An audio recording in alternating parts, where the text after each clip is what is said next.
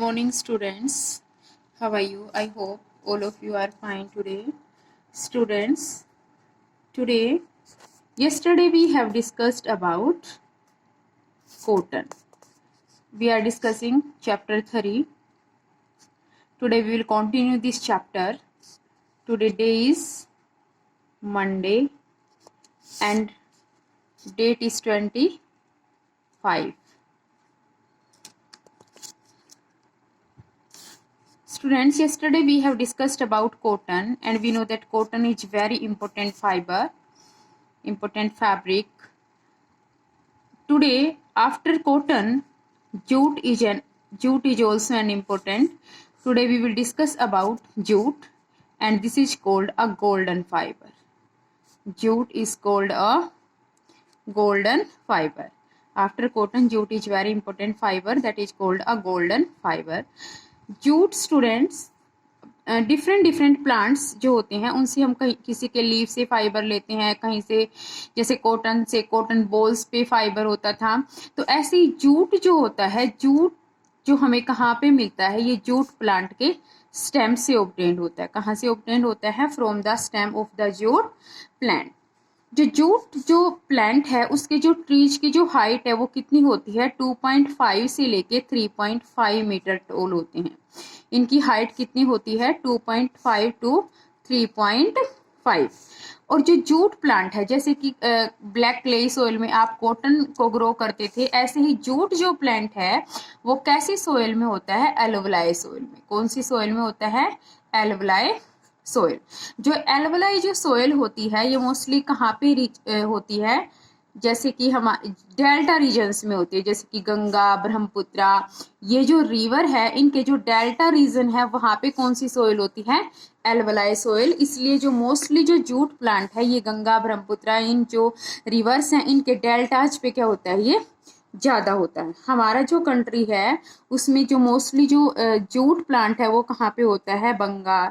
Bengal, Bihar and Assam. Indian country जो है उसमें कहाँ पे होता है?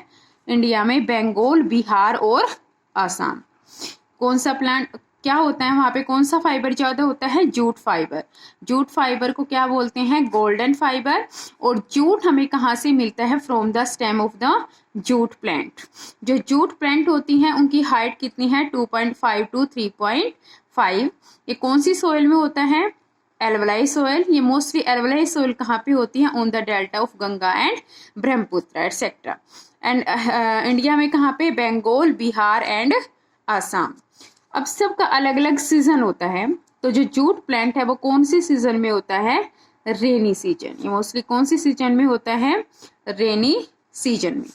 अब इनके ऊपर अब रेनी सीजन में आपने इसको क्या किया? ग्रो किया। 3-4 मंथ्स के बाद ये कौन से अब फ्रूट से पहले हर प्लांट पे क्या आता है? फ्लावर।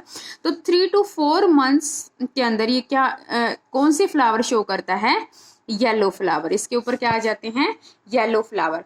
अब जब ये अगर आपको अच्छी क्वालिटी का जूट चाहिए तो जो फ्लावरिंग स्टेज होती है जूट प्लांट की, उसी पे हम इसको क्या कर लेते हैं? कट कर लेते हैं। फ्लावरिंग स्टेट पे हम इसको क्या कर लेते हैं? कट कर लेते हैं। अब यहाँ पे जो जूट प्लांट होता है, जो फ्लावरिंग स्टेज पे कट करने के बाद मिलता है वो क्या होता है? हार्डर होता है। कैसा होता है? हार्डर होता है। अब हम इसको क्या करते हैं? बहुत सारे जो जूट प्लांट होते हैं इकट्ठे उनको हम कहाँ पे डाल देते हैं? वाटर में, स्टैग्नेंट वाटर में, मीन्स खड़े हुए पानी में क्या करते हैं? हम इसको डाल देते हैं 10 से 15 डेज तक। उसके बाद क्या होता है कि जो ऊपर वाली जो स्किन होती है इसकी वो क्या हो जाती है? रोट हो जाती है, मतलब सड़ जाती है। उसको हम क्या बोलते हैं? गमी स्किन। क्या बोलते हैं? गमी स्किन। वो इतनी ज्यादा सॉफ्ट हो जाती है कि आप उसको with the help of your hand you can remove that. With the help of your hand you can remove that gummy skin. This process is called rating. इस प्रोसेस का क्या नेम है? रैटिंग। क्या किया आपने कि जो फ्लावरिंग स्टेज थी 3 to 4 मंथ्स में येलो फ्लावर शो करते हैं, इस फ्लावरिंग स्टेज पे ही आपने क्या कर लिया, जूट प्लांट को कट कर लिया।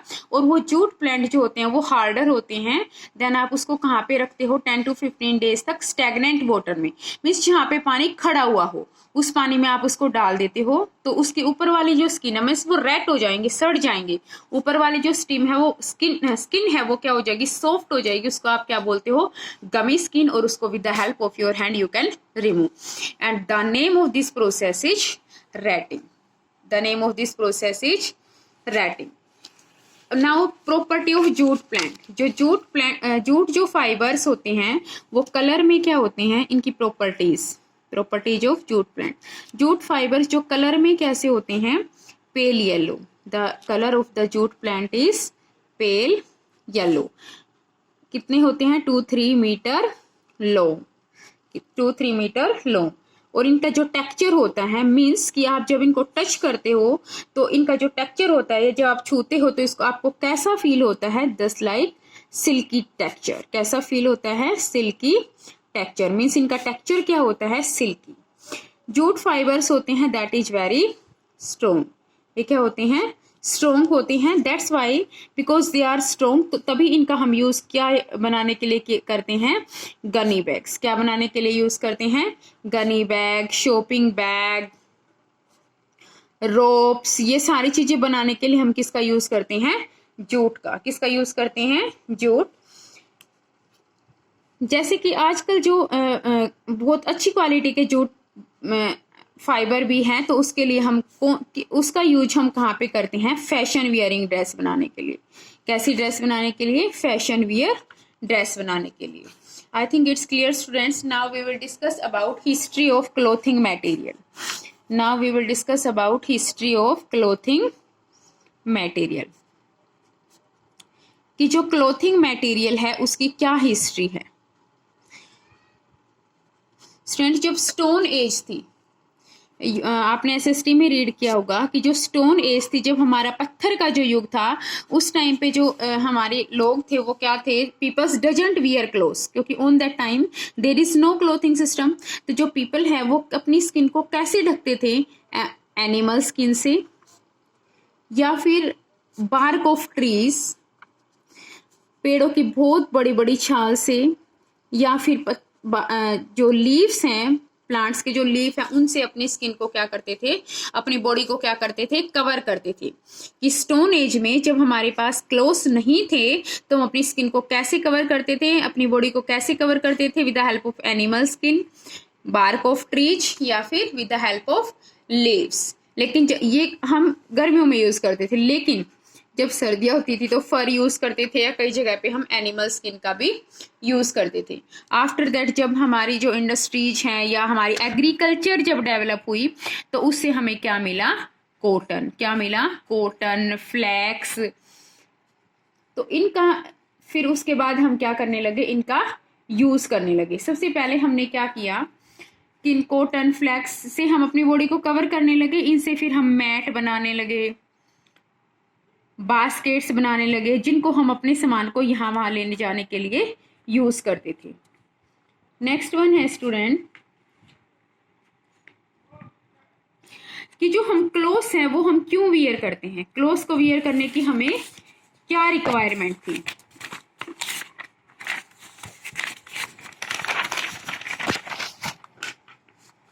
फर्स्ट वन है स्टूडेंट कि जो क्लोथ्स हैं वो हमें क्या करते हैं, विंड से बचाते हैं, हमें सनलाइट से बचाते हैं, हमारी बॉडी को क्या करते हैं, कवर करते हैं। क्या करते हैं, कवर करके रखने में हमारी हेल्प करते हैं।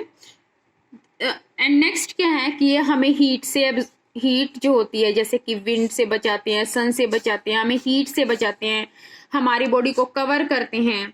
दूसरा क्या है कि ये हमारी मीन्स स्वेटनिंग के दौरान मॉइस्चर को एब्जॉर्ब करने में क्या करते हैं, हमारी हेल्प करते हैं। I think it's clear, students. Next topic we will discuss tomorrow. Thank you. Have a nice day.